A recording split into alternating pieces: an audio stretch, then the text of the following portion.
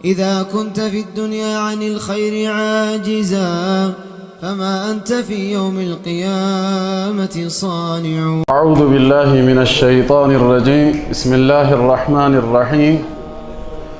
الحمد لله رب العالمين. الصلاة والسلام على رسول الله صلى الله عليه وآله وسلم. أما بعد، فيقول الله عز وجل في محكم كتابه بعد أعوذ بالله من الشيطان الرجيم: واتقوا يوما ترجعون فيه إلى الله ثم توفى كل نفس ما كسبت وهم لا يظلمون. ودنا يتكبراتشو ወንድሞቼ ከሁሉ በፊት በዚህ መስጂድ ለመጀመሪያ ጊዜ ጌታ አላህ ፍቃዱ ሆኖ በዚህ በተከበረው በረመዳን ወር ስላገናኘን ፈሊላሂ الحمد والمنة ክብርና ምስጋና ለዓለማቱ ጌታ ለአላህ የተገባ ይሁን ኢንሻአላህ። ከዛ በመቀጠል በተሰጠኝ አጭር ደቂቃ ውስጥ አልኢማኑ ቢልባዕስ ከሞት በኋላ በመቀስቀስ ማመን በሚለው ርዕስ ስር የተወሰነ መልእክት ላስተላልፍ እፈልጋለሁ። ያው በዚህ ርዕስ ስር ብዙ የሚዳሰሱ ነጥቦች አሉ። 10 ወይም 20 ተከታታይ ሳምንታቶች ፕሮግራም ራሱ ቢያዙበት የማያልቅ ነው የሚሆነው። በመጨረሻ ቀን አልኢማኑ ቢልየውሚል አኺር በመጨረሻ ቀን ማመን ሲባል ከሞት ይጀምራል። ስለ ሞት ምንነት መነጋገር ያስፈልጋል። አሽራጡ ሰዓ የቂያማ ምልክቶች የተባሉትም እዛ ውስጥ ይካተታሉ። እንደዚሁም የቀብር ዓለም ዓለሙል በርዘኽ ያ የግርዶ ዓለም የሚባለው ምን እንደሆነ፣ እንደዚሁም ደግሞ አራተኛ መቀስቀስ ከሞት በኋላ መቀስቀስ መኖሩ ምን ማረጋገጫ ያለን የሚለው፣ ከዛ በኋላ የሚሆኑ ሂደቶች አሉ። ሒሳብ፣ ሚዛን፣ እንደዚሁም የሥራ መዝገብ መጽሐፍ መቀበል፣ ሸፋዓ መልጃ የሚባለው ነገር፣ ሲራጥ ስለተባለው ድልድይ፣ ከዛም ቀጥሎ ጀነትና ጀሃነም ስለነዚህ ዓለሞች ሁሉ እንነጋገራለን። መጨረሻ ላይ ደግሞ አልኢስቲዕዳድ ለአኺራ ራሳችንን ምን ያህል አዘጋጅተናል የሚለውም ነጥብ እዚህ ውስጥ ነው የሚካተተው እና አላህ ፍቃዱ ከሆነ ግን ለዛሬ አንዱን ነጥብ ብቻ ነው የማወሳው። ያም ምንድነው? የሞተ ሰው እንደሚነሳና እንደሚቀሰቀስ ምንድነው ማረጋገጫው? ከሞት በኋላ ህይወት አለ ብለን እኛ ሙስሊሞች ስናምን ጌታ አላህ ቃል ቁርአን ስለተናገረ እመኑ ብሎ ስላዘዘን ብቻ ነው የምናምነው ወይስ ከሞት በኋላ ለመቀስቀሱ የምንሰጠው ማረጋገጫ አለን ወይ? ማንስ ከሞት ሙስሊም ካልሆኑ ሰዎች በኩል ቢነሳ ከሞት በኋላ ህይወት መኖሩ ምን ማረጋገጫስ አላችሁ ቢባል ከቁርአኑ አንቀጽ ውጪ ሌላ ተጨባጭ የሆነ ሎጂካል ማስረጃ እንዴት ማቅረብ ይቻላል የሚለውን ነጥብ በተመለከተ የተወሰኑ ቆይታዎችን ኢንሻአላህ አብረን እናደርጋለን ማለት ነው።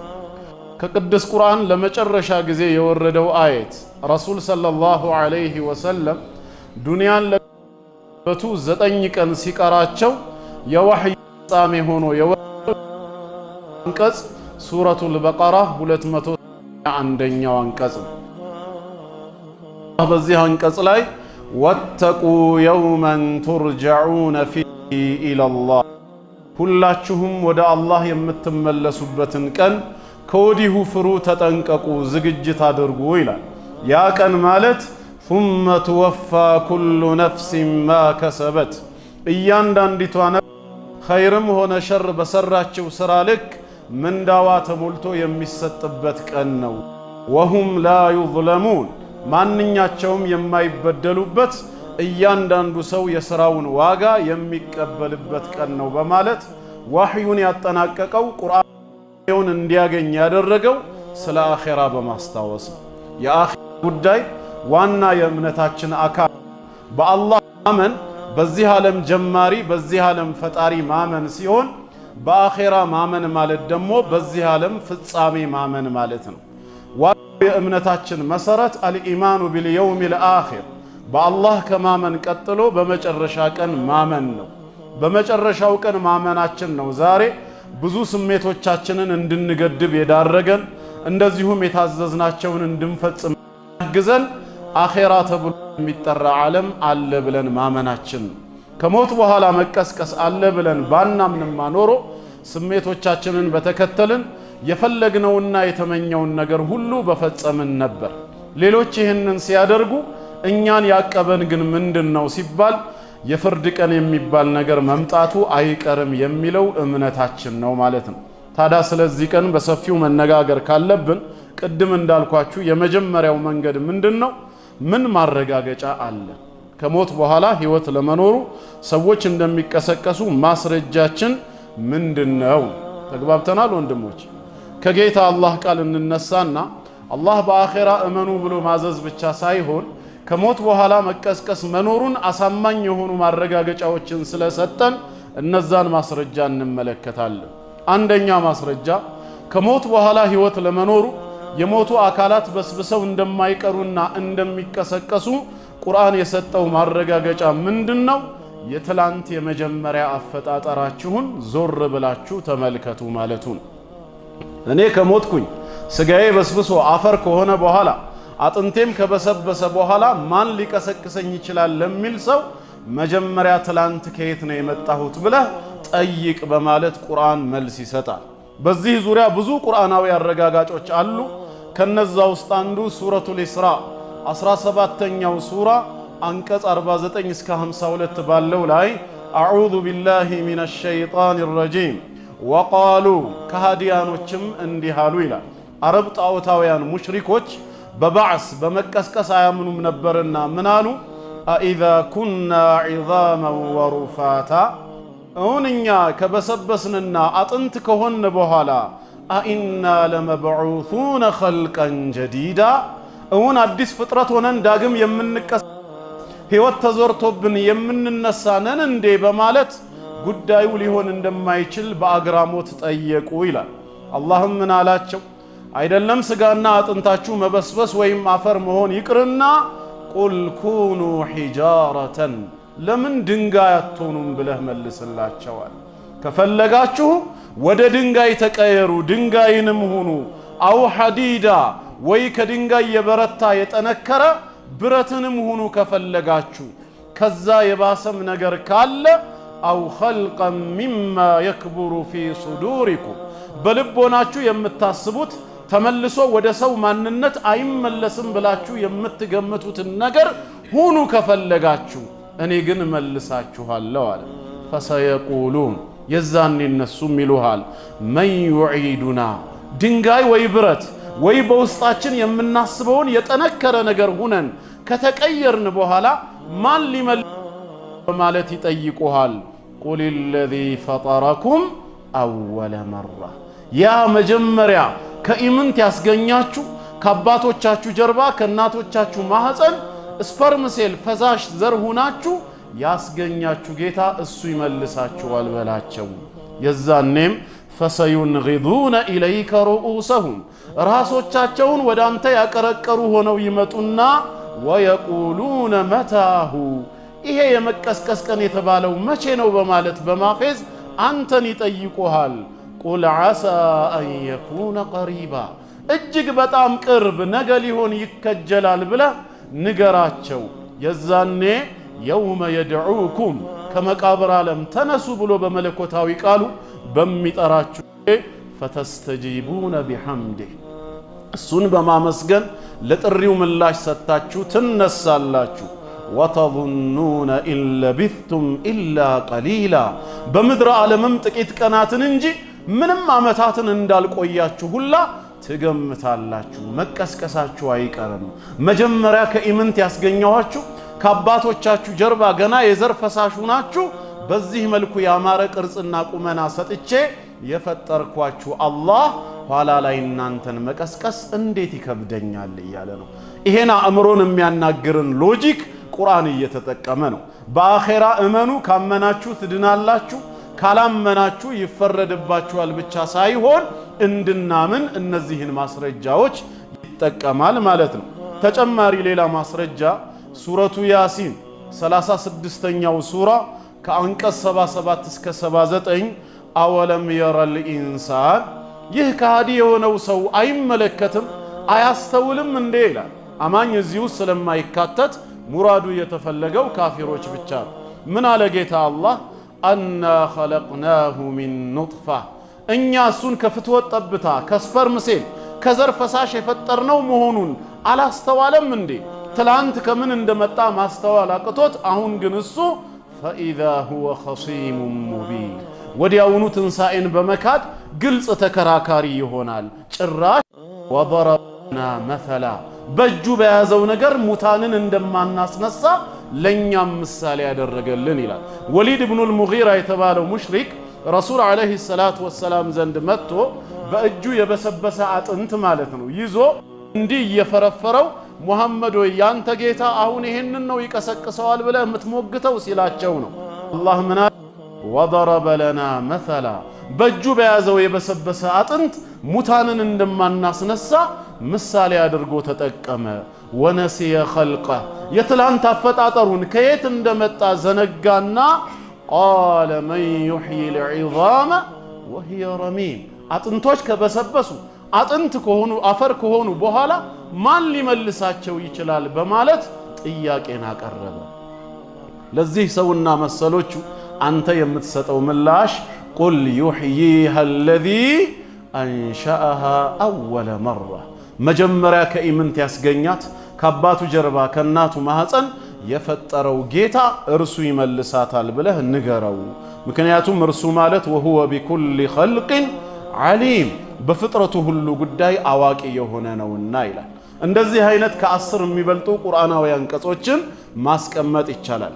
በዚህ መልኩ ቅዱስ ቁርአን ትላንት የነበረን ማንነት የመጀመሪያው አፈጣጠራችን ኋላ ካለንበት መቀስቀስ አንፃር እጅግ በጣም ቀላል መሆኑን በመግለጽ ጌታ አላህ ያስተምረናል ማለት ነው።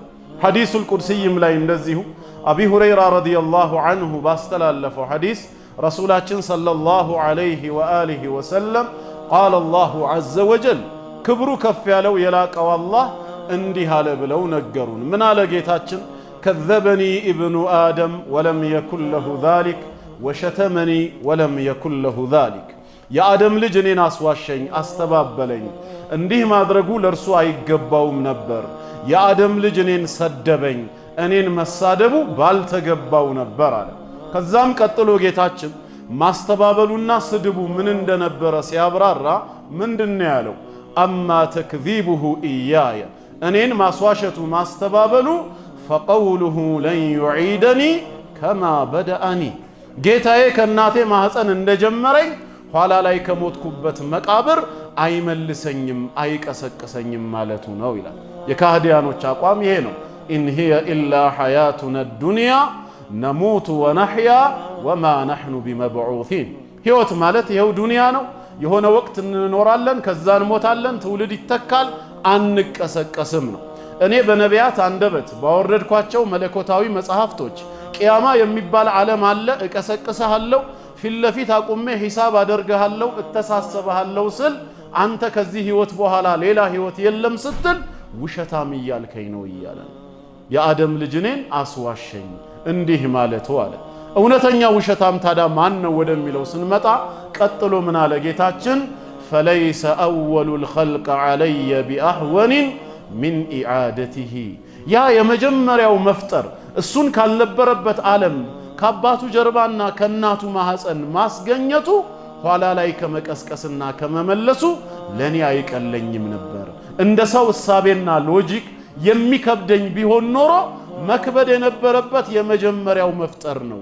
አንተን ካልነበርክበት ዓለም ከሌለህበት ባዶ ከሆንክ ወደ መኖር ማምጣቱ ካልከበደኝና ይሄ ለኔ በጣም ቀላል ከነበር ካለህበት መቃብር መቀስቀሱ እንዴት ነው የሚከብደኝ እያለ ነው። ጉዳዩ የመክበድ ጉዳይ ቢሆን ኖሮ መክበድ የነበረበት የመጀመሪያው ነው እያለ ነው ጌታ አላህ። እውነት ነው፣ ከሌለንበት ዓለም አይደል እንደ የመጣ ነው። هل أتى على الإنسان حين من الدهر لم يكن شيئا مذكورا كون يالو سو يميبال فطرت منم يالتوسع إيمنت هونو سنتنا سنت كفل زمنات بزي عالم لا يعلفوال ይላል። آدم عليه السلام ከመፈጠሩ በፊት ብዙ ሺህ አመታቶች በዚህ ዓለም ላይ ተቀያይረው አልፈዋል። በነዛ ሁሉ ክፍለ ዘመናት لم يكن شيئا مذكورا ሰው ምንም ያልተወሳ ነበር ይላል፣ የሌለን ነበር። ከዛ ባዶነት ዓለም ነው ወደ መኖር ያመጣን። እኛን ወደ መኖር ሲያመጣንና ሲፈጥረን በወቅቱ ካልከበደው አሁን ካለንበት መቃብር ታራ መቀስቀሱ እንዴት ሊከብደው ይችላል? ነቢዩላህ ዘከሪያ አለይሂ ሰላም መርየም ጋር ያለውን ለከራማ የተደረገላትን ነገር አይቶ ትምህርት ከወሰደ በኋላ ጌታዬ ሆይ ለሷም ያለ ምንም ምክንያትና ሰበብ በክረምት የበጋ በበጋ የክረምትን ሪዝቅ የምትሰጥ ከሆነ ለኔም ልጅን ስጠኝ ወራሽ እፈልጋለሁ ብሎ አላህን በለመነ ጊዜ በጅብሪል አለይሂ ሰላም አማካይነት ያህያ የሚባልን ልጅ እንደሚያበስረው እንደሚሰጠው ተነግሮት ነበር።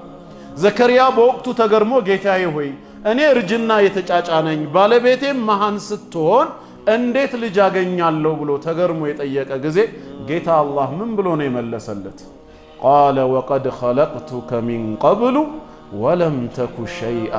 እንኳን ያንተን እርጅና ማስወግጄ ጠንካራና ወጣት ማድረጉ ወይም የሚስትህን መሃንነት ፈትቼ ማህፀኗ እንዲያረግዝ እንድትወልድ ማድረጉ አይደለም ማንነትህንስ ራሱ ቢሆን አንተን ከዚህ በፊት ምንም ማተር ያልነበርኩ ነህ እኮ ነው የፈጠርኩ አለው። ከሌለህበት አንተን ራስህን ማንነትህን መፍጠር ከቻልኩኝ አሁን እዚህ ጋር ባልየው አንተ አለህ፣ በዛ በኩል ደግሞ ባለቤትህ አለች። ያለው ችግር ያንተ እርጅና ነው፣ የሷ መሃን መሆን ነው።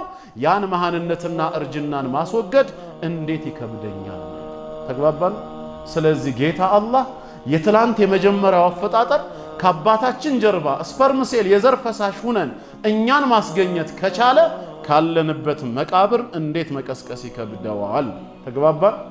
ሱረቱል ቂያማ ላይ ዊትር እናድርገውና አያሕሰቡል ኢንሳን ካዲ የሆነው ሰው ይገምታል እንዴ ይላል አንዩትረከ ሱዳ ዝም ብሎ በልቅ መተውን እዚህ ዱንያ ላይ ከተፈጠረ በኋላ ህግና ስርዓት ሳይበጅለት ይሄ ዋጂብ ነው ተግብር፣ ይሄ ሐራም ነው አትቅረብ ተብሎ ሳይከለከል እንዲሁም ከሞት በኋላ ተቀስቅሶ በጌታው ፊት ቀርቦ ጌታው ሂሳብ ሳያደርገው የሥራውን ጀዛ ሳይከፍለው ዝም ብሎ በልቅ መተውን በሞተበት መቃብር ዓለም መረሳትን ያስባል እንዴ? ማን ሊመልሰኝ ይችላል የሚል ከሆነ አለም የኩኑ ጥፈተን ሚን መኒይ ዩምና መጀመሪያ ትላንት ሲፈጠር በማህፀን ውስጥ የሚፈሰስ የነበረ የፍትወት ጠብታ አልነበረም ወይ ይላል።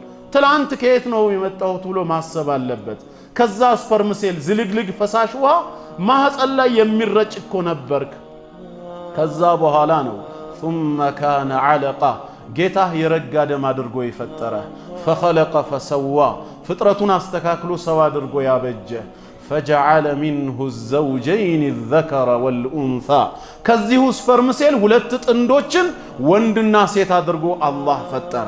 ይሄን ሁሉ ስራ ሲሰራ ምንም ካልከበደው ምንም ካላቃተው أليس ذلك بقادر على أن يحيي الموتى ታዲያ ይሄን ሁሉ ማድረግ የቻለ አላህ ሙታንን ከመቃብር በመቀስቀስ ሕያው በማድረግ ቻይ አይደለም እንዴ? ምንድነው መልሳችን? በላ እንዴት አትችላለህ ነው የምንለው። ስለዚህ አንደኛ ከሞት በኋላ ህይወት አለ ብለን ስናምን እምነት ብቻ ሳይሆን ይሄንን ሎጂካል ማስረጃ ይዘን ነው የትላንት አፈጣጠራችን ትላንት የመጣንበት መንገድ ኋላ ከመቃብር ዓለም ለመመለሳችን አስረጅ ነው በራሱ። ሁለተኛ ሌላው ቅዱስ ቁርአን ከሞት በኋላ ህይወት አለ ብሎ እኛን ሲያስተምረን ምን ማረጋገጫ ይሰጠናል? የሞተችን መሬት እንደ ምሳሌ አድርጎ ይጠቀማል።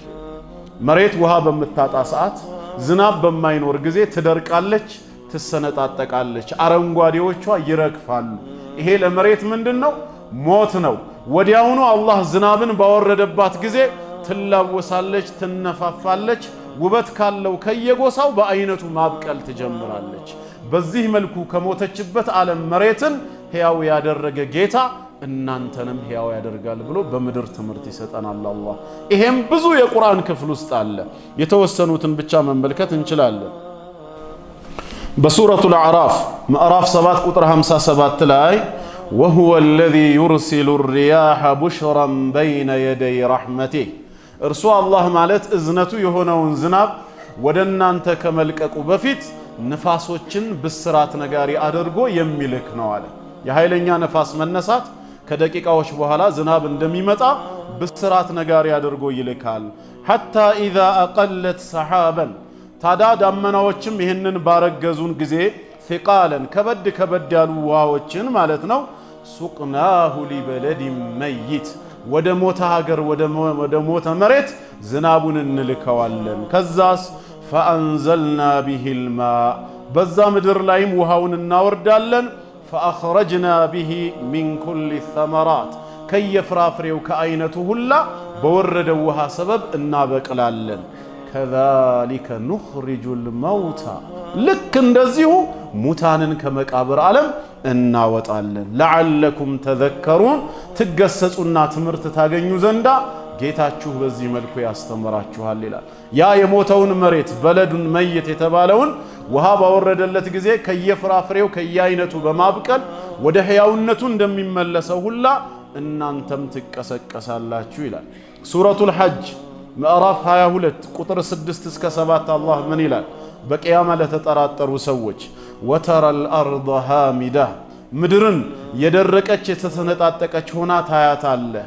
ፈኢዛ አንዘልና ዐለይሃ ልማእ ወዲያውኑ ከበላይ ውሃን ባወረድንባት ጊዜ እህተዘት ትላወሳለች፣ ወረበት ትነፋፋለች፣ ወአንበተት ሚን ኩሊ ዘውጅን በሂጅ ውበት ካላቸው ከየጎሳው ከየአይነቱ ማብቀልን ትጀምራለች።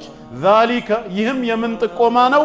ቢአነ አላህ ሁወል ሐቅ አላህ እርሱ በእውነት ያለ በእውነት የሚመለክ ጌታ መሆኑና ወአነሁ ዩሕይል መውታ ሙታንንም ከመቃብር ዓለም ሕያው የሚያደርግ በመሆኑ ነው። ወአነሁ ዐላ ኩሊ ሸይኢን ቀዲር አላህ በፈለገው በሁሉም ነገር ላይ ቻይ ጌታ በመሆኑም ነው ይላል።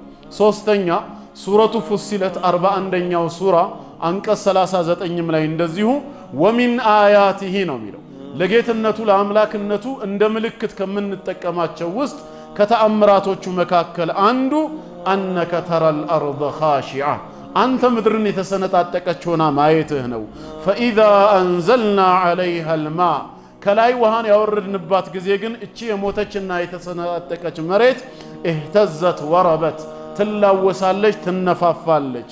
ኢነ ለዚ አሕያሃ ያ ምድርን በዚህ መልኩ ሕያው ያደረገ ጌታ ለሙሕይል መውታ ሙታንንም ሕያው አድራጊ ነው፣ ምንም አያቅተውም። ኢነሁ ዐላ ኩሊ ሸይኢን ቀዲር በሁሉም ነገር ላይ ቻይ ጌታ ነው ይላል። ተግባባ ነው ወንድሞቼ? ይሄ ሁለተኛው ቅዱስ ቁርአን የሚጠቀመው ከሞት በኋላ ሕይወት መኖሩን እንድናምን የሚያደርገው መንገድ ነው። መሬት ከሞተች በኋላ ሕያው መሆኗን በመጠቀም። ሶስተኛው ሌላው ቅዱስ ቁርአን ከሞት በኋላ ሕይወት መኖሩን ምን ማረጋገጫ ይሰጠናል ስንል ከኛ የሚበልጡ ትላልቅ ፍጥረታትን እንደ ምሳሌ ይጠቀማል። ጌታ አላህ ሰውን ብቻ አይደለም የፈጠረው፣ ዓለማትን የፈጠረ ጌታ ነው። ከሰው እጅግ ብዙ ጊዜ የሚገዝፉ የሆኑ ትላልቅ ፍጥረታትን መፍጠርና ማስገኘት የቻለ ጌታ አላህ አናሳውን ትንሹን የሰው ልጅ ፍጥረት ዳግም ከመቃብር ዓለም መቀስቀስ እንዴት ይከብደዋል ብሎ ጥያቄ ይጠይቃል። በክብደት ሚዛን ሻምፒዮን ላይ ተወዳዳሪ የሆነ አንድ ሰው 200 ኪሎ ግራም የሚመዝንን ነገር ከመሬት ወደ ላይ ሲያነሳ በአይናችሁ ብትመለከቱ በቀጣዩ ውድድር ደግሞ በ100 ኪሎ ግራም ነው የሚወዳደረው ይህ ሰው ቢባል ይሄ እንኳን ሊከብደው ይችላል ትላላችሁ? ለምን አትሉ? ገይብ ነው አናቅም፣ ሊከብደው ይችላል ቢባልስ ለምንድን ነው ማትሉት? ትላንት 200ዎችን በአንዴ ሲያነሳ አይተነዋል። 200 ኪሎ ግራምን ሳይከብደው ያነሳ ሰው ነገ ላይ በ100 ኪሎ ግራም ውድድር ላይ እንዴት ያቅተዋል ይባላል? ትላንት 200ዎችን ያነሳ ቅያሱን አውለውይ ነው። ይሄ እንግዲህ በንጽጽር ሂደት ውስጥ ነው የሚሆነው። ታዲያ ጌታ አላህ በዚህ መልኩ እንዴት ነው እኛን ከማን ጋር እያነጻጸረ ነው ስለ ቅያማ የሚነግረን ወደሚለው ስንመጣ ሱረቱል ኢስራእ ቁጥር 99 ላይ ራሱ ይነግረናል። አወለም የረው እነዚህ ከሃዲያኖች አያስተውሉም እንዴ ይላል። አይነ ስጋ ሳይሆን አይነ ልቦና ነውና ማየት ያለበት።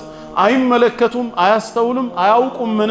አነላህ አለዚ ኸለቀ ሰማዋት ወልአርድ አላህ ማለት ያ ሰማያትና ምድርን የፈጠረ ጌታ መሆኑን። ታዲያ ሰማያትና ምድርን የፈጠረ ቃዲሩን ዐላ አን የኽሉቀ ሚስለሁም የእነሱን አምሳያ ዳግም በመፍጠር ላይ ቻይ መሆኑን አያውቁም እንዴ ይላል። እኛ ለመሬት ስንተኛዋ ሆነን ነው? በአሁን ሰዓት እንኳን አለ የተባለ 8 ቢሊዮን የሚጠጋ የዓለም ህዝብ ከመሬት ክፍል ላይ ይኖራል የተባለው 1/4ኛው ላይ ነው አይደለም? 3/4ኛው በውሃ ተሸፍኗል እየተባለ ነው። እንግዲህ 75 በመቶ እኛ የምንኖረው በ25% ላይ ነው። እሱንም ምን ያህሉን ይዘዋል ከተባለ ሩቡንም አልያዝነውም። እንግዲህ ይሄ ማለት አጠቃላይ የዓለም ህዝብ ለምድር ስንተኛ ሊሆን ነው? በነፍስ ወከፍ ደግሞ አንተ ለመሬት ስንተኛው ነህ? ምድርን ላንተ ፈጥሮ የቢሊዮኖች መኖሪያ ያደረገ ጌታ ሰማይን ጣራ አድርጎ 7 ሰማያትን የፈጠረ አላህ አንተን ከመቃብር ዓለም ዳግም አምሳያህን በመፍጠር በመመለስ ቻይ አይደለም ወይ? ለምን በዚህ ንጽጽር እርግጠኛ አትሆንም? የግድ የሞተ ሰው ሲነሳ ማየት አለብህ ወይ ለማመን? ይሄው ሰማያትና ምድርን ሰው የሚኖርበትን መላእክት የሚኖሩበትን ፈጥር ያለው ያንን ያደረኩኝ ቃዲሩን ዐላ አን የኽሉቀ ሚስለሁም የናንተን አምሳያ በመፍጠር ቻይ ነኝ። ወጀዐለ ለሁም አጀለን ላ ረይበ ፊህ እናንተ ምንም ብትክዱ መምጣቱ ጥርጥር የሌለበትን ቀነ ቀጠሮ ግን ወስኛለሁ። ያ ቀን መምጣቱ አይቀርም። ይሄም ሲነገራችሁ ፈአበ ዛሊሙነ ኢላ ኩፉራ በደለኞች ከሃዲያኖች መካድን እንጂ ማመንን እምቢ አሉ ይላል። በሌላም ቦታ እንደዚሁ ሱረቱ ጋፊር 40ኛው ሱራ አንቀጽ 57 ላይ ለኸልቁ ሰማዋቲ ወልአርድ ሰማያትና ምድርን መፍጠር አክበሩ ሚን ኸልቂ ናስ ሰውን ከመፍጠር አንጻር እጅግ የተለቁ ፍጥረት ናቸው ይላል። እውነት ነው። ከአላህ ማንነት አንጻር የሚከብደው ምንም ነገር ባይኖርም ከሰው አንጻር ሲታይ ግን ሰማይና ምድር እጅግ የገዘፉ ትላልቅ ፍጥረት ናቸው። ወላኪነ አክተረ ናስ ላ ያዕለሙን ከሰዎች ብዙዎቹ ግን ይህን እውነታ አይረዱም፣ አያውቁም። ትላልቅ ፍጥረታትን የፈጠረ አላህ እንዴት ነው ይህን አናሳውን የሰው ልጅን መፍጠር ዳግም መቀስቀስ የሚከብደው ይላል። ሶስተኛ ሱረቱል አሕቃፍ 46ኛ ሱራ አንቀጽ 33 ላይ አወለም የረው አሁንም አይመለከቱም አያስተውሉም እንዴ አነላህ አለዚ ኸለቀ ሰማዋት ወልአርድ አላህ ማለት ያ ሰማያትና ምድርን የፈጠረ ጌታ መሆኑን ወለም ያዕየ ቢኸልቂሂነ እነሱን በመፍጠሩ ምንም ድካም ያልተሰማው ጌታ ቢቃዲሪን ዐላ አን ዩሕይየል መውታ ሙታንን ከመቃብር ዓለም ሕያው በማድረግ በመቀስቀስ ቻይ መሆኑን አይረዱም እንዴ? በላ እንዴታ እሱማ ቻይ ነው። ኢነሁ ዐላ ኩሊ ሸይኢን ቀዲር በሁሉም ነገር ላይ ቻይ ጌታ ነው ይላል። በእነዚህ ሶስት የቁርአን አንቀጾችና መሰሎች መሰረት ጌታ አላህ ከሞት በኋላ ህይወት እንዳለ እንድናምን ምንን ምሳሌ ያደርጋል?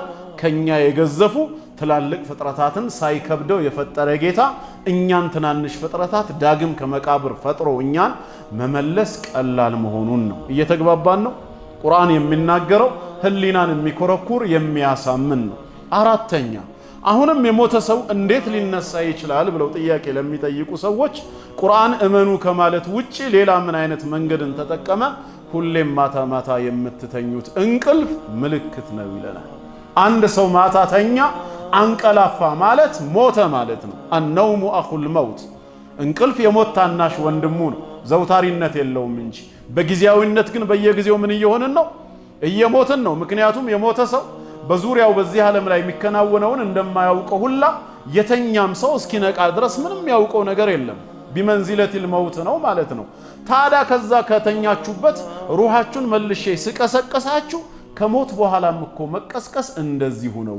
ከፈለኩ እኮ በዚያው ሩሁን ይይዘዋለሁ እኮ ነው የሚለው ጌታ አላህ።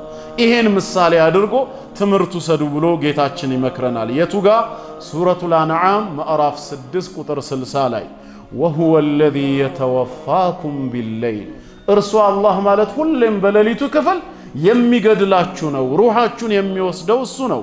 ወየዕለሙ ማ ጀረሕቱም ቢነሃር በቀን የምትለፉለትን ላይታች የምትሮጡትንም ሁሉ የሚያውቅ ጌታ ነው።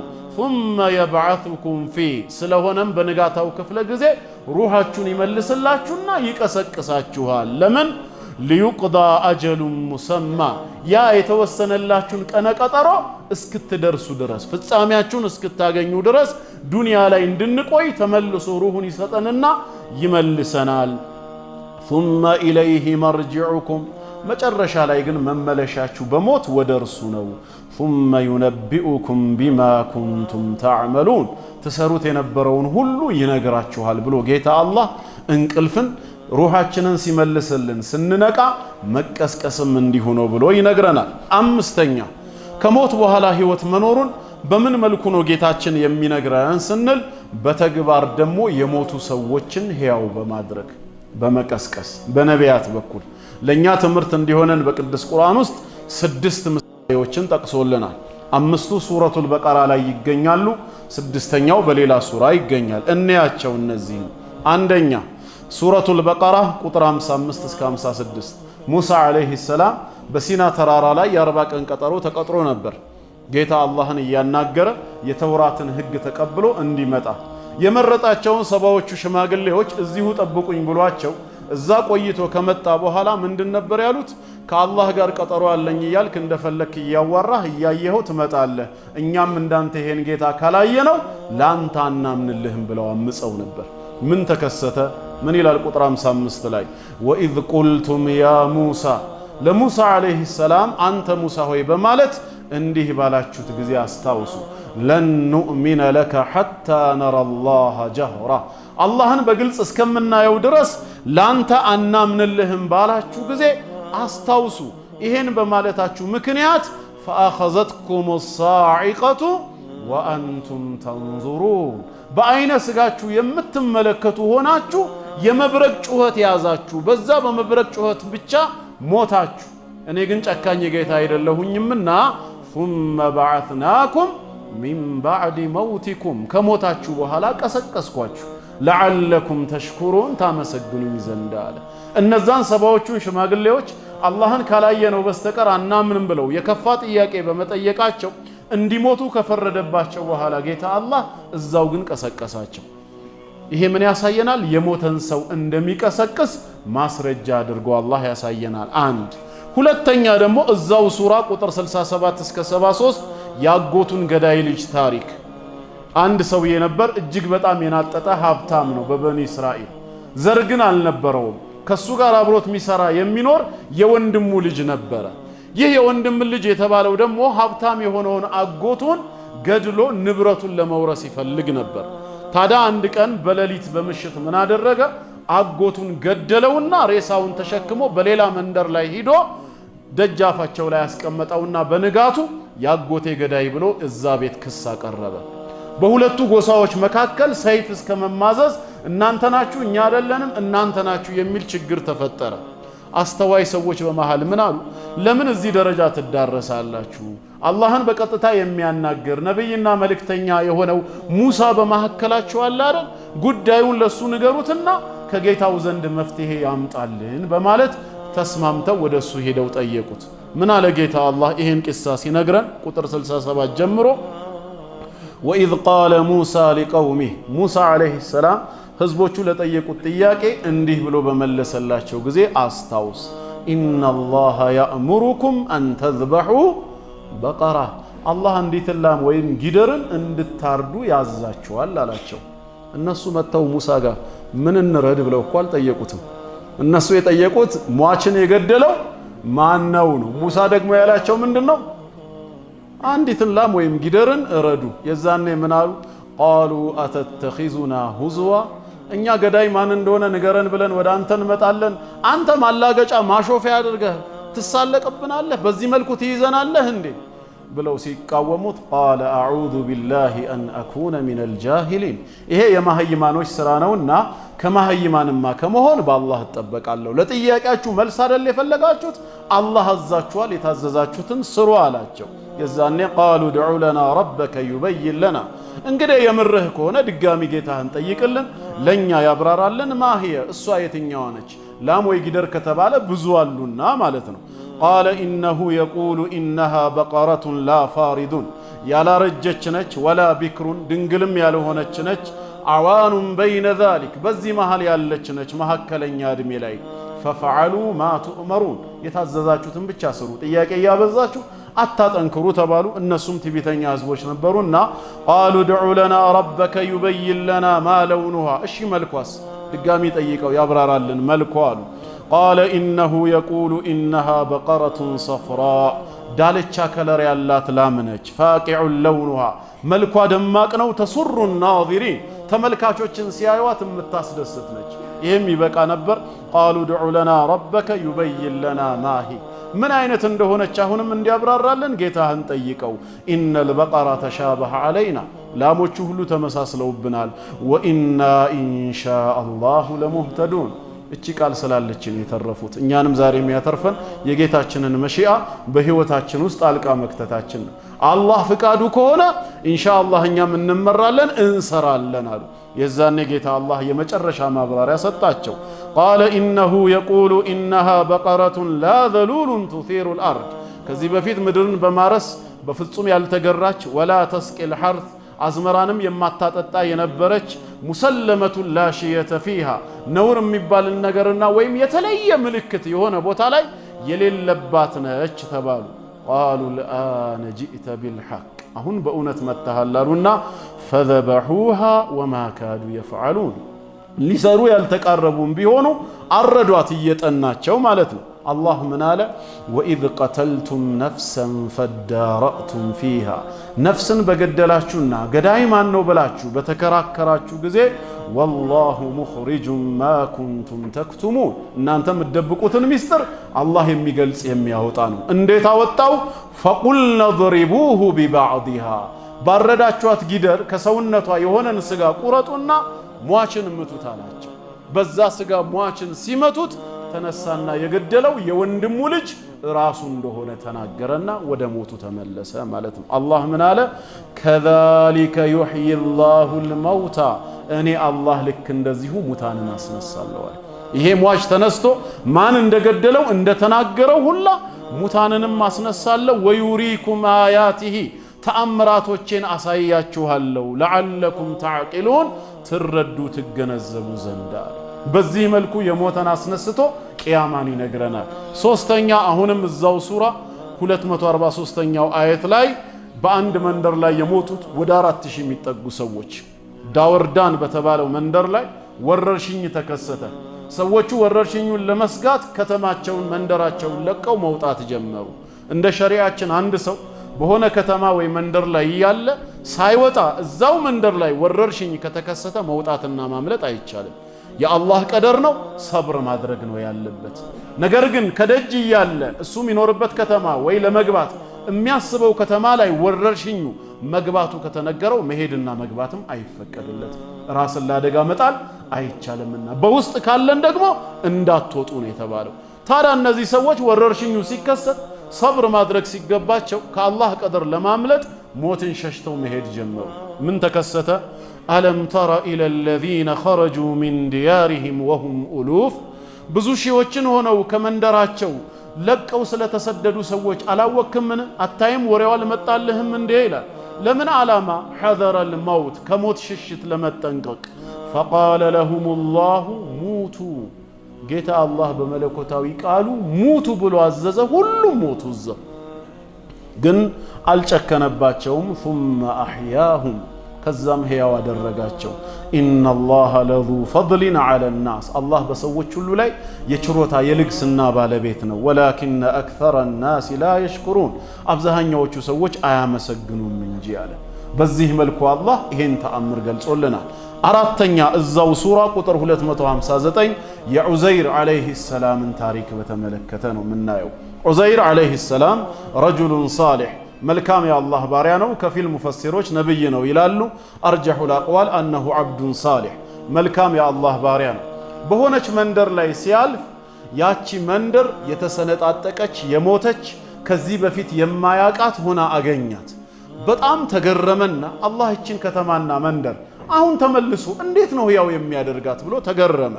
ያውቃል፣ ግን አሁን እሱ ማወቅ የፈለገው በምን መልኩ ሕያው እንደሚያደርጋት ማየት ነበረ። አላህ ደግሞ ሊያሳየው የፈለገው በራሱ ሆነ። ምን ተከሰተ? ቁጥር 259 ላይ አው ከለዚ መረ ዐላ ቀርየትን ወሂየ ኻዊየቱን ዐላ ዑሩሽሃ እርሷ በጣራዎቿ ላይ የወደቀች ስትሆን በመንደሯ ያለፈው ሰው ቢጤ ታሪክ አንተ ዘንድ አልመጣም እንዴ ይላል። ማን ነው ይሄ ሰው ሲባል ጅምሁሩል ሙፈሲሪን ዑዘይር አለይሂ ሰላም መሆኑን ተስማምተዋል። ታዲያ ይሄ ሰው በመንደሩ ሲያልፍ ጣራዎቿ የረገፉ አረንጓዴዎቿ የወደቁ መሬት የተሰነጣጠቀ ሆኖ ሲያገኘው ቃለ አና ዩሕዪ ሃዚሂ ላሁ በዕደ መውቲሃ እችን ምድር ከሞተች እንዲህ ከሆነች በኋላ አላህ እንዴት ነው ሕያው የሚያደርጋት ብሎ ተገረመ። አላህ ሊያሳየው ፈለገና ፈአማተሁ ላህ ራሱን ገደለው ዑዘይር። ለምን ያህል ጊዜ? 100 ዓሚን ለ100 ዓመት ያህል ቆየው። ከ100 ዓመት በኋላ ثم بعث ቀሰቀሰው እሱን። ቃለ ከም ለቢት ምን ያህል ጊዜ ቆየህ አለው። ምንድነው ያለው ዑዘይር? ቃለ ለቢቱ የውመን አው በዕደ የውም እኔ አንድ ቀን ነው የቆየሁት ወይም የቀንን ከፊሉን አለ። ቃለ በል ለቢተ 100 ዓሚን አይደለም አንተ የቆየኸው 100 ዓመት ነው አለው። እዚህ ጋር ጥያቄ ይነሳል። አብዱራህማን ኢብኑ አልጀውዚ ረሂመሁላህ ዛዱል ሙሲር ፊ ዒልሚ ተፍሲር በሚለው የተፍሲር ኪታባቸው ላይ ጌታ አላህ በቃሉ እንደተናገረው ዑዘይር አለይሂ ሰላም የቆየው ለ100 ዓመታት ሆኖ ሳለ ሲጠየቅ ግን ለምንድነው አንድ ቀን ወይ የቀን ከፊል ብሎ የመለሰው? ይሄንን ሲመልሱ ምን ይላሉ? ጌታ አላህ እሱን የገደለው ሩሁን የወሰደው ረፋዱ ሰዓት አካባቢ ባዱሃ ወቅት ላይ ነው። ስለዚህ ዑዘይር የሚያውቀው ነገር ካዱሃ ወቅት በፊት ፀሐይ መውጣቷን ነው ማለት ነው። ከ100 ዓመት በኋላ ደግሞ ሩሁን ሲመልስለት ሲቀሰቅሰው ፀሐይ መግቢያ አካባቢ ነበር የቀሰቀሰው። ስለዚህ ዑዘይር አሁን ምን ያውቃል? ቅድም ፀሐይ ወጣ ነበር፣ አሁን ምን ልትሆን ነው? ልትገባ ተቃርባለች። እኔ የቆየሁት ቀንን ነው፣ የቀንን ከፊል ነው ያለው ያንን ነው። በዚህ መሃል ስንት ቀናት፣ ስንት ሳምንታት፣ ስንት ወራትና ዓመታት እንደቆየ ማወቅ አይችልም፣ ሞቷል። የቂያም ቀንም እኮ 10 ቀን እንጂ ሌላ አልቆየንም የሚሉ ሰዎች ይሄው ነው የዱንያ ህይወት። ዱንያ ላይ ስንት ቀን ቆያችሁ ሲባሉ ኢለቢቱም ኢላ 10 ነው የሚነጋገሩት። 10 ቀን ብቻ እኮ ነው የቆየ ነው፣ ሌላ አልቆየንም ይባላል። ዑዘይር ምን አለ? ለቢቱ የውመን አው ባዕደ የውም፣ እኔ አንድ ቀን ነው የቆየሁት። እውነቱን ነው እንደራሱ። ቅድም ያየው ፀሐይ ወጣለች፣ አሁን ልትገባ ተቃርባለች። በመሐከሉ የፈጀው ቀናት የት ይወቀው? ጌታችን እውነታው እሱ ጋር ነውና በለቢተ ሚአተ ዓሚን አይደለም አንተ የቆየኸው 100 ዓመት ነው። ታዲያ 100 ዓመት ብትቆይም አለው። ተመልከቱ እንግዲህ እዚህ ጋር ተአምሩ ማለት ነው። የቆየኸው 100 ዓመት ያክል ቢሆንም ፈንዙር ኢላ ጠዓሚከ ወሸራቢከ ለም የተሰና፣ ትመገበው ወደ ነበረው ምግብህና መጠጥህ ተመልከት፣ ምንም አልተቀየረም አለው። ምግብ በሰዓታት ውስጥ ይቀየራል፣ ይሸታል፣ ይገማል። ግን 100 ዓመት ሁሉ ቆይቶ ያ ምግብ ምንም እንዳይበላሽ አድርጎ ነበር ጌታ አላህ። ይሄን ተአምር ተመልከት። እንደዚሁም ወንظር ኢላ ሒማሪክ፣ ወደ አህያህ ተመልከት፣ እሷ በስብሳ አጥንቷ ሁሉ ደቆ ነበር። ለምንድነው መጀመሪያ አላህ ጌታ አላህ እሱን ሕያው ያደረገው? አህያይቷን ሲያስነሳ ሊያሳየው ፈልጓል፣ በአይኑ እንዲያይ ማለት ነው። ወሊነጅዓለከ አየተን ሊናስ፣ አንተንም ለሰዎች ሁሉ ምልክት ላደርግህ የችሎታዬ መገለጫ ላደርግህ ይሄን ሰርቻለሁ። ወንظር ኢለል ዒዛም፣ ወደ አህያዎቹ አጥንት ተመልከት፣ ከይፈ ንሺዙሃ፣ እንዴት እንደምናስነሳቸው፣ ثم ነክሱሃ ለሕማ፣ ስጋንም እንዴት አድርገን እንደምናለብሳቸው ተመልከት አለው። ፈለማ ተበየነ ለህ፣ በማየት በተገለጸለት ጊዜ መጀመሪያ ዒልሙም ነበረው ሳሊሕ ነውና ሰውየው፣ አሁን ወደ ማየት ተሸጋግሮ በዐይነል የቂን ሲያረጋግጥ ቃለ አዕለሙ አነ አላህ ዐላ ኩሊ ሸይኢን ቀዲር፣ አላህ በሁሉ ነገር ላይ ቻይ ጌታ መሆኑን አውቃለሁ አለ ይላል። በዚህ መልኩ ጌታ አላህ የሞተን የሚያስነሳ ጌታ መሆኑን ታሪኩን ይነግረናል።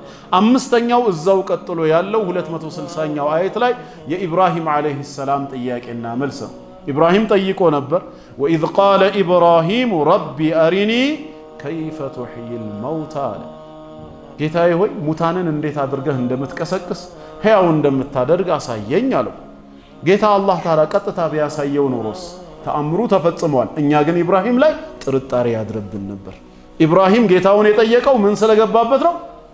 ሸክ ስለገባበት ነው ብለን ነበር። ስለዚህ አላህ ግን ተአምሩን ከማሳየቱ በፊት ኢብራሂም ሸክ ገብቶበት ሳይሆን ሌላ ነገርን መሰረት ያደረገ ጥያቄ እንደሆነ የውስጡን እንዲያወጣው አላህ ጠየቀው። ቃለ አወለም ቱእሚን፣ አላመንክም እንዴ አለው። ኢብራሂም ይመን አይመን ጌታ አላህ ያውቃል። ከኢብራሂም ግን የሚሰጠው ምላሽ እኛ በኢብራሂም ላይ መጥፎ ጥርጣሬ እንዳይኖረን ይዳርገናል። ስለሆነም አላህ ለተአምሩ መልስ ከመስጠቱ በፊት ለጥያቄው ጥያቄ ያቀረበለት፣ አላመንክም ወይ? ቃለ በላ፣ እንዴታ ማመንማ አምኛለሁ አለ። ታዲያ ለምን ጠየቀ? ወላኪን ሊየጥመኢነ ቀልቢ፣ በአይኔ በማየት ቀልቤ እንዲር ነው የምፈልገው አለ። ከዕልመ ወደ የቂን ነበር መሸጋገር የፈለገው እንጂ ኢብራሂም ተጠራጥሮ አይደለም። ረሱል ዓለይሂ ሰላቱ ወሰላም ነሕኑ አሐቁ ቢሸክ ሚን ኢብራሂም ብለው የጉዳዩን አግባብ አለመሆን ነግረውናል። ኢብራሂም አልተጠራጠረም እንጂ ጉዳዩ መጠራጠር ቢሆን ኖሮ ከኢብራሂም በላይ እኛ ነበርን መጠራጠር የሚገባን። ስለዚህ እኛ አልተጠራጠርንም፣ ኢብራሂምም ሊጠራጠር አይችልም። ጥያቄው ከዕልሙል የቂን ወደ ዐይኑል የቂን መሸጋገሪያ መንገድ ነው። የዛኔ አምኛለሁ ውስጤ እንዲረጋጋ ብሎ በጠየቀ ሰዓት ጌታ አላህ ምን አለው? ቃለ ፈኹዝ አርበዐተን ሚነ ጠይር፣ ጉዳዩ እንደዛ ከሆነ ከበራሪዎች 4ቶቹን አምጣ አለው። ወፍም ይሁን እርግብ የተለያየ ከለር ያላቸው 4ቱን ታመጣለህ። ፈሱርሁነ ኢለይክ፣ ወደ አንተ ታመጣና ትቆራርጣቸዋለህ። ثم اجعل على كل جبل منهن جزءا በየኮረብታው ደግሞ የእያንዳንዳቸውን አካል በታትነት አስቀምጣለህ አለው። አራቱ የተለያየ ከለር አላቸው። ታርደዋል፣ ሙተዋል። የአንደኛውን ወፍ ወይም እርግብ እግር ከሌላኛው ወፍ ጭንቅላት፣ የአንደኛውን ሆድ ከሌላኛው እግር እንዲህ ያፈራረቀ የተለያየ አራት ኮረብታ ላይ ያስቀመጣቸው። ከዛስ ባወጣላቸው ስም መሰረት ثم ادعوهن إليك ወደ አንተ ጥራቸው አለ። ኢብራሂም አለይሂ ሰላምም ጠራቸው። ሁሉም ወደ አካሉ እየተሰካካ መጣ ወፉ። ያእቲነከ ሰዕያ በፍጥነትም ወደ አንተ ይመጡልሃል አለ። ስለሆነም ወዕለም እወቅ አነላህ ዐዚዙን ሐኪም አላህ በፈለገው ነገር ላይ አሸናፊ ፍጹም ጥበበኛ ጌታ መሆኑን እወቅ ነው የሚለው። ጌታ አላህ ሙታንን እያስነሳ ቂያማ መኖሩን ይነግረናል። ስድስተኛ ሁላችን የምናውቀው የዒሳ አለይሂ ሰላም ጉዳይ ነው። በሱረቱ አሊ ዒምራን በሱረቱል ማኢዳ እንደተጠቀሰው ሙታንን ያስነሳ ነበር በአላህ ፍቃድ። ስለዚህ እነዚህ ሁሉ ስድስት መንገዶች ምንድናቸው? አላህ ሙታንን ከመቃብር ዓለም እንደሚቀሰቅስ እንደ ማስረጃ የተጠቀመበት ነው። ይሄ ስንተኛ ተአምር ነው? አምስተኛ አይደለም? ስድስትማ አየቱ ነው አይነቱ። ግን ከአይነት የጀመርነው ስንተኛ ላይ ደርሰናል? አምስት። ስድስተኛ ሌላው ቅዱስ ቁርአን የሞተ ሰው እንደሚቀሰቀስ አኼራ መኖሩን በምን መልኩ ይነግረናል ሲባል በሙስሊሞችና በካፊሮች መሃል እኩልነት አለመኖሩን በመግለጽ። ዛሬ የምንኖርበት ዓለም የፍትህ ዓለም አይደለም። ልክ ነኝ አይደለ? ሐቅ የተጠበቀበት ዓለም አይደለም። በደለኞች ከሰው በላይ የሆኑበት፣ ሐቀኞች በግፍ ደማቸው የፈሰሰበት፣ ንብረታቸው ያላግባብ የተወረሰበት ዓለም ነው። ነገሩ በዚህ ሁሉ ይጠናቀቃል። ቂያማ የሚባል ዓለም የለም ማለት የአላህን አዳላ ፍትሃዊነት ጥያቄ ምልክት ውስጥ መክተት ነው። አላህ ፍጹም ፍትሃዊ ጌታ ነው፣ ማንንም አይበድልም ካልን ዛሬ በዓለማችን ደማቸው የፈሰሰ ንብረታቸው የተወረሰ አጠቃላይ ዋጋን የሚያገኙበት ቀን መምጣቱ አይቀርም። ይሄ ቀን ደግሞ የውሙል ጀዛ የውሙዲን የፍርድ ቀን ነው። ስለዚህ በአማኝና በካሃዲ በመልካም ሰሪና በመጥፎ ሰሪ መካከል እኩልነትን አላደርግም ማለቱ ቂያማ እንዳለ ያሳየናል። ቂያማ ከሌለ ካፊርና ሙስሊም እኩል ናቸው ማለት ነው አላህ ዘንድ። ምክንያቱም ዱንያ ላይ ሁለቱም ኑረዋል። እንደውም ካፊሮች ናቸው ከሙስሊሙ በላይ ስሜታቸውንም ተከትለው በሰው ሐቅም በሰው ደምም ህይወታቸውን እየገፉ ያሉት። ታዲያ የሁሉ ፍትህ የሚያገኝበት ቀን አይመጣም ብሎ ማሰብ ይቻላል? በፍጹም። አላህም ይነግረናል እንዳታስቡ ብሎ ሱረቱል ጃሲያ ቁጥር 21 ላይ ምን ይላል? አም ሐሲበ الذين اجترحوا السيئات እነዛ ኃጢአትን የቀጣጠፉ ሰዎች ገመቱ እንዴ አንነጅዐለሁም ከለዚነ አመኑ ወዐሚሉ الصالحات እንደነዚያ እንዳመኑትና መልካም እንደሰሩት ላደርጋቸው ይፈልጋሉ። ሰዋአን መሕያሁም ወመማቱሁም በህይወት መኖሪያቸውም እንደዚሁም መሞታቸውም እኩል ሲሆን እንዳመኑት እንዳደርጋቸው ይፈልጋሉ ወይ? ሳአ ማ የሕኩሙን ምንኛ የሚፈርዱት ነገር ከፋ፣ በፍጹም አይሆኑም እያለ ነው። በሌላም ቦታ እንደዚሁ ሱረቱል ቀለም ቁጥር 34 ላይ ኢነ ሊልሙተቂነ ዒንደ ረቢሂም ጀናት ነዒም በዱንያ ህይወታቸው ጌታቸውን አላህን ለፈሩ ሰዎች የጸጋ ገነት አላቸው። አፈነጀዐሉ ልሙስሊሚነ ከልሙጅሪሚን ሙስሊሞቹን እንደ ካሃዲያን እናደርጋለን እንዴ? ማለኩም ከይፈ ተሕኩሙን ለእናንተ በዚህ መልኩ የምትፈርዱት ምን አላችሁ ይላል ጌታ አላህ። በፍጹም አይሆኑም ነው የሚለው። እንዲሁም በሌላ ቦታ ሱረቱ ሰጅዳ ካነ ሙእሚናን ከመን ካነ ፋሲቃ በጌታው ያመነ ሰው በጌታው ላይ እንዳመፀ ነውን?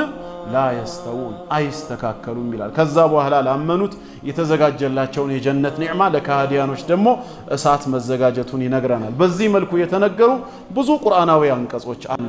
ወደ ድምዳሜው እንምጣና ሰዓትን በጣም ስላረዘምኩባችሁ እኛ ሙስሊሞች ከሞት በኋላ አኼራ ወይም ደግሞ ህይወት አለ ብለን ስናምን ቁርአን ወቢልአኺረቲ ሁም ዩቂኑን በመጨረሻው ዓለም እርግጠኞች የሚሆኑ ናቸው ብሎ ስለነገረን ብቻ አይደለም። በእርግጥ ለማመን የጌታ አላህ ትእዛዝ ብቻውን በቂ ነው።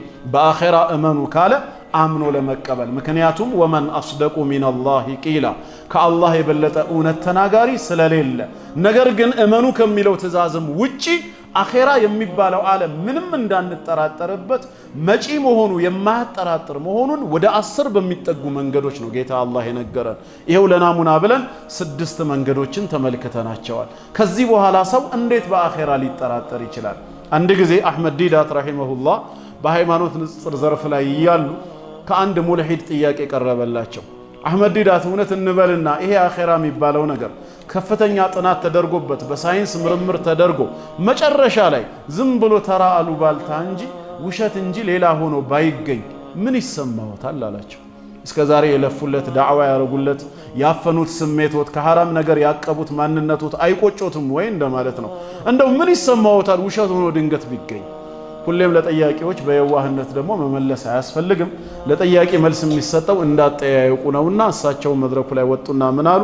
አሁን አንተ እንዳልከው በሳይንስ ከፍተኛ ጥናትና ምርምር ተደርጎበት ይሄ አኺራ የሚባለው ነገር እውነት ሆኖ ቢገኝ አንተ ላይ የሚደርሰውን ክስረት ያክል አይደርስብኝም ማለት። አንተም በዚህ ሳይድ አስበው እውነት ሆኖ ቢገኝ አንተ ጀሃነም እሳት ነው የሚጠብቀህ። እኔ ግን አንተ እንዳልከው ውሸት እንኳን ቢሆን የዛን ያህል የሚጠብቀኝ ክስረት የለም። በመቃብር ዓለም በስብሼ ነው የቀረሁት። እስቲ መጀመሪያ በኔ ሳይድ ብለህ አስበዋል ወይ ነው በሌላ አንግል። ለጠያቂ በዚህ መልክ ነው ሊመለሰለት የሚገባው። እኛ ግን ምንም ያጠራጠረን ነገር የለም። በጌታ አላህ መኖር የምናምነውን ያህል በአኺራ መኖርም እናምናለን። ቁርአንም ሲመክረን በሌላ አየት ላይ ወልተንዙር ነፍሱ ማ ቀደመት ሊገድ ነው ያለው። ዛሬ ካላችሁበት የኪራይ ቤት ወጣችሁ የግል መሬትና ቤት ሰርታችሁ የምትኖሩበትን አውቶቡስና ታክሲ ከመጋፋት ወጣችሁ የግል መኪና የምትገዙበትን እንደዚሁም ደግሞ አካውንታችሁ ሚሊዮን የሚገባበትን ቀን አስቡ አላለም። ለነገ ለአኺራ ምን እንዳስቀደማችሁ ከወዲሁ ተመልከቱ ነው ያለው። እውነተኛ ኑሮ እውነተኛ ቤት ማለት የአኺራ ቤት ነው። ረሱል አለይሂ ሰላቱ ወሰላም اللهم العيش عيش الآخرة ብለዋል። እውነተኛ ኑሮ የአኺራ ኑሮ ነው። አላህ ወፍቆን በረህመቱ ጀነት ከከተተን አላህ የጀነት ይበለን። ጀነት ውስጥ መኖር እንጂ መሞት የለም። ጀነት ውስጥ ማግኘት እንጂ ማጣት የለም። ጀነት ውስጥ መደሰት እንጂ መከፋት የለም። ጀነት ውስጥ ጤና እንጂ በሽታ የለም። ጀነት ውስጥ መብላት መጠጣት እንጂ መራም መጠማት የለም። ጀነት ውስጥ ሰላም እንጂ ረብሻ ሐዘን የለም። እዚህ ዱንያ ላይ ግን ተቃራኒ በሆነ ነገር ነው የተሞላው። ዛሬ ያገኘ ሰው ነገ ያጣል። ዛሬ የሳቀ ነገ ያለቅሳል። ዛሬ ደስታ ላይ ያለ ነገ ሐዘን ቤቱ ይገባል። ዛሬ የከበረ ነገ ይደህያል። ዛሬ ጤነኛ የነበረ ሰው ነገ በበሽታ ይፈተናል። ይሄ ነው የዱንያ ህይወት። አላህ የዱንያን ህይወት በሁለት ተቃራኒ ነገር ለምን ከበባት? ሰምጠን እንዳንቀር ነው። ሁሌ እኮ ደስታ ማድረግ ይችላል አላህ ዱንያ። ሁሌ ሰላም ረብሻ የሌለባት ማድረግ ይችላል። ሁሌ ማግኘት እንጂ ማጣት የሌለበት ማድረግ ይችላል። ምንም አያቀተውም። ለምን አላደረገውም ታዲያ? ሁሉን ከቻለ ካለን ቢያደርገውም ኖሮ እኛ ነበርን የምንጠፋው። በዱንያ ፍቅር በአረንጓዴዎቿ ተጠምደን አኺራ የሚባል ዓለም አናስታውስም ነበር። ዛሬም ሰው ሲያገኝ ጥጋቡ መች ይቻላል? መቼ አላህን ያስታውሳል? ትንሽ ሲቸገር ነው እኮ ወደ አላህ የሚመጣው። ሙሉ በሙሉ ዱንያንማ ስሜት እንደሚፈልገው ቢያደርጋት ኖሮ አኺራን አስታዋሽ ስናገኝ ነበር። ለምንድነው አንዳንዴ መከራ መብዛቱ ያስፈለገው? ለዱንያ እንዳልተፈጠርን ነገ ጥለናት እንደምንሄድ ማስታወሻ እንዲሆን ነው። አኺራ ላይ ግን ሁሌ ሰላም ለዛ ቀልፉ። እውነተኛ ልፋት ለአኺራ የሰራችሁት ነው። ይሄው ፍርሳው መጥቶልና ረመዳን ላይ ነን። ያ ባጊል ኸይር አቅቢል ወያ ባጊ ሸር አድቢር ተብለን በመላእክታው በኩል ጥሪ ይቀርብልናል በየሌሊቱ። ኸይር የምትፈልግ አሁንም እድሉ ተሰጥቷል፣ ወደ ኸይር ፊትህን አዙር። ሸር ስትፈልግ የነበርከው ቀንስ ወይ ሙሉ በሙሉ አቁም ተብለናል። እድሉም ተከፍቷል። ጠላታችን የሆኑት ዋና ዋና አመፀኛ ሰይጣናት የጂኖቹ ታስረዋል። የጀነት በሩ ተከፍቷል። አሁን የቀረው ትግል ከነፍስያ ጋርና ከሸይባዎቹ ጂኒዎች ጋር ካልታሰሩት ጋር ነው። ለምን ሁሉም አይታሰሩማ? መረደቱ ሸያጢን አመፀኛ ሰይጣናት ነው ይታሰራሉ የሚለው ሐዲሱ። ደካማዎቹና ስሜት ወይም የሰው ሰይጣን የምንላቸው ካፊሮቹ አልታሰሩም። ያ ትግል ደግሞ ያቀልልናል ማለት ነው። በዚህ እድል ተጠቅመን አኺራችንን አስበን ለአኺራ እንድንሰራ ነው። የዛሬው አንድ ርዕስ ነው። ከሞት በኋላ ህይወት ለመኖሩ ምን አረጋጋጭ አላችሁ ብንባል ይሄ ብለን የምንመልሰው ነው። ገና ያልተነኩ ብዙ ርዕሶች አሉ። ፍጹም እርግጠኛ ሆነን የምንናገረው ዓለም ላይ ያሉ ሃይማኖቶች ሁሉ በአኺራ የሚያምኑ አንድ ላይ ተደምረው ከኪታባቸው ላይ ስለ አኺራ ያላቸውን የተናገረውን ጥቅስ አስተዋጽኦ ቢያደርጉ ቁርአን ስለ አኺራ የተናገረውን ሩቡን አያክልም። ፍጹም እርግጠኛ ሆነን መናገር የምንችለው እንደ ኢስላም እንደ ቁርአን ስለ አኺራ ትኩረት ሰጥቶ ያስተማረ አንድም ምድራዊ ሃይማኖት የለም። አንድም። ይሄን ፍጹም እርግጠኛ ነው የምንሆነው። እሱንም በነፍስ ወከፍ ሳይሆን ሁሉም ተባብረው አንድ ላይ ያላቸውን ደሊል ቢያወጡ ቁርአን ፊት ለፊት መቆም አይችልም። እንደ ኢስላም አኺራን መሰረት ያደረገ ምንም ነገር የለም። ሐታ ሌላው ይቅርና ነጋዴ ሆናችሁ ሚዛን ላይ ስለምናጭበረብር ሰዎች ቁርአን የሚያስፈራራን ቀበሌ ይዛችኋል ወይ በረካ ይነሳባችኋል ብሎ አይደለም፣ ቂያማ ላይ ትቀሰቀሳላችሁ ብሎ ነው። فويل للمطففين الذين إذا اكتالوا على الناس يستوفون ويل للمطففين الذين إذا اكتالوا على الناس يستوفون وإذا كالوهم أو وزنوهم يخسرون كزاس ألا يظن أولئك أنهم مبعوثون ليوم عظيم يوم يقوم الناس لرب العالمين በሰዎች ሲገዙ እየሞሉ እየሰፈሩ እነሱ ሲሸጡ ግን የሚያጎድሉ የሆኑ ሰላቢዎች ነገ እንደሚቀሰቀሱ አያውቁም ወይ ነው ያለው። ቀበሌ መጥቶ ሚዛናቸው ይለካል ወይ በዱንያ ህይወታቸው በረካ ይነሳባቸዋል ወይ ቅጣት ይመጣባቸዋል ሳይሆን ነገ ትቀሰቀሳለህ ይላል። እያንዳንዱን ህይወታችንን ከነገ ጋር ነው ኢስላም ያስተሳሰረው። አኺራ የሚባለውን ዓለም እንደ ኢስላም የዘረዘረ ፍጹም እርግጠኞች ነን ማንም ጋር የለም ነው የምንለው በማስተማሩ ረገድ። ስለዚህ በአኺራ ጉዳይ ላይ በደንብ ልንበረታ ልንዘጋጅበት ይገባል። አላህ ፈቅዶ በሌላ ጊዜ የሚያገናኘን ከሆነ ሌሎች ነጥቦችን እናያለን። ለአኺራ ተዘጋጅተው ሙስሊም ሆነው ከሚሞቱ ባሮቹ አላህ ያድርገን። ወሰላሙ አለይኩም ወራህመቱላሂ ወበረካቱ።